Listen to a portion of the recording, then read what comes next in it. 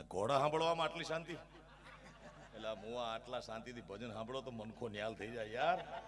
આ ઉજાગરા એના કરી છે અમે.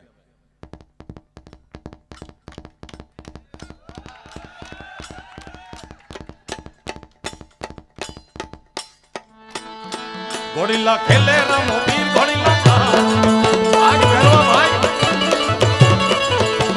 વીર બજે ના વીર ઘોડીલા ખેલે રમો વીર આજ બાદશાહનું કીધું રત્ના માની રામા પીના આખ્યાન ખૂબ જોયા સુંદરગઢમાં. ખેલે રમો વીર ઘોડીલા ખેલે રમો વીર વીર ઘોડલે ચડતા રે